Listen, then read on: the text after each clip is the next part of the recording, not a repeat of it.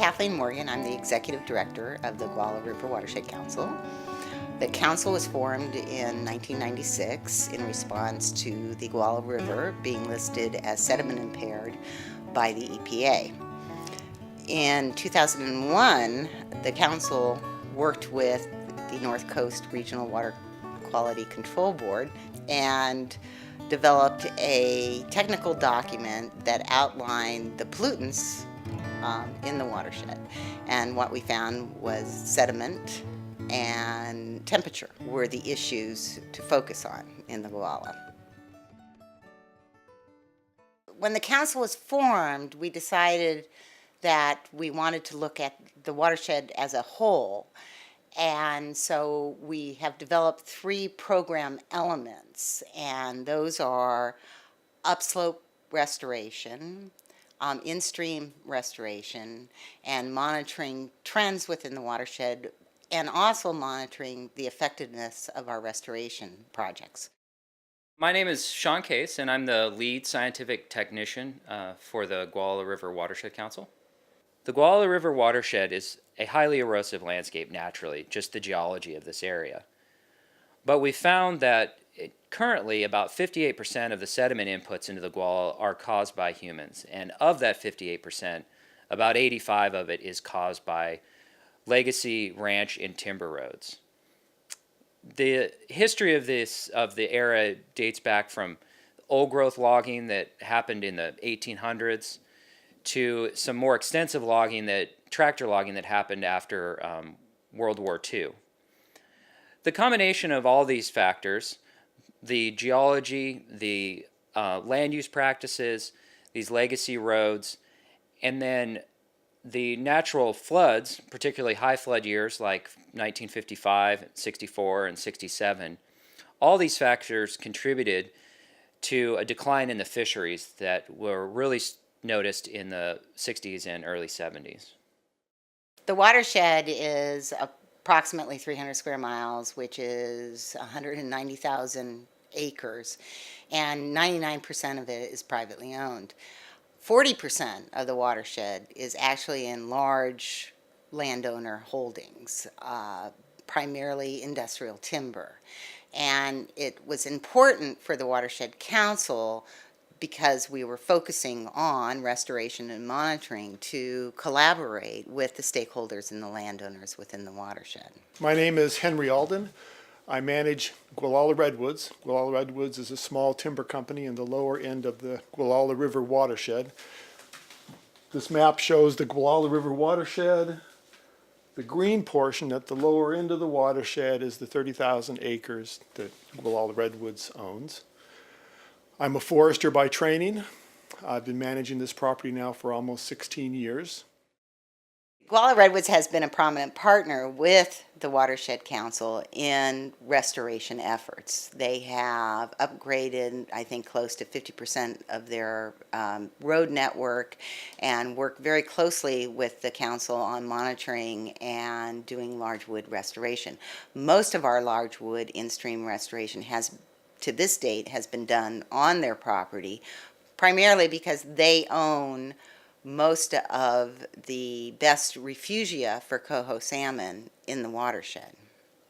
Soon after I got here, I joined the Gualala River Watershed Council, and over the next couple of years, the council, and particularly Kathleen Morgan and I, began working together, and the Watershed Council has taken the lead in monitoring in the watershed. I'm Kirsten Sequoia. I'm one of 2 coordinators with the Gualala River Watershed Council. We help small and medium-sized landowners implement best management practices on their properties. Some of the ways we help landowners is by providing project planning, mapping services, and assistance with permitting for landowners who want to implement conservation projects on their properties. This work helps us to broaden our efforts as we work to improve the health in the whole watershed. The council has been monitoring and implementing restoration projects now for close to 16 years. And we have a long-term monitoring plan. In fact, our strategic plan goes out to, a 40-year timeline, and our current monitoring plan goes out for another 10 years of collecting data. Long term, what we would like to see is we would like to see the Gualala River watershed delisted and that the habitat returned. And we're doing that on a planning watershed basis. Most of the monitoring that the Watershed Council has done over the years is a lot of it's been focused on habitat monitoring, specifically at sediment and temperature, which once again are the major pollutants in the watershed. And we've developed with the temperature monitoring. That's basically we have remote temperature sensors that we place all over the watershed in as many tributaries over the years that we can, to basically find out if we have suitability for fish. And that kind of answers hopefully two questions. One, are there fish living there now? Is this temperature suitable for fish? And also potential habitat. Is this an area that fish could possibly move into? The results of our monitoring led us to conclude that disconnecting or upgrading roads to reduce sediment or erosion into streams, which affect fish, and placing large wood back in the streams are the two most important things that we can do.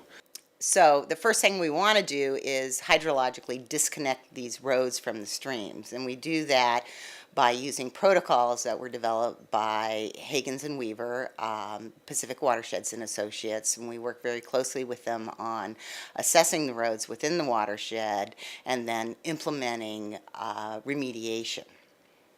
On Gualala Redwoods property now, we've disconnected over half of the road net, which I'm told by people that see these sorts of things that Gualala Redwoods has upgraded a larger percentage of its roads to a higher standard than any other landowner on the North Coast, private, state, or federal. And we've placed huge amounts of wood, huge being about 110 log truck loads of wood. We're definitely starting to see results, and it is really neat. This winter I was out, and there was a log structure that we would put in, and right behind it was a culvert that we had replaced on a road restoration project, and there was a steelhead red. And in one photograph, I was able to picture the steelhead nest, large woody debris structure, road restoration project right behind it. And it's really cool seeing all of that come together in one frame, really, but also in the watershed as a whole.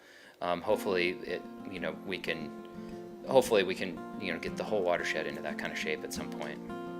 Seeing landowners become aware of opportunities to implement conservation projects is really exciting to be a part of.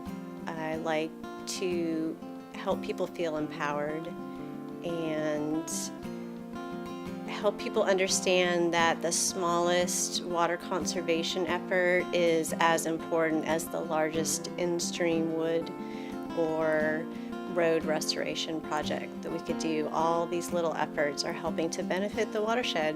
One of the most exciting things about working for the Watershed Council is to be able to see the effectiveness of our restoration projects firsthand.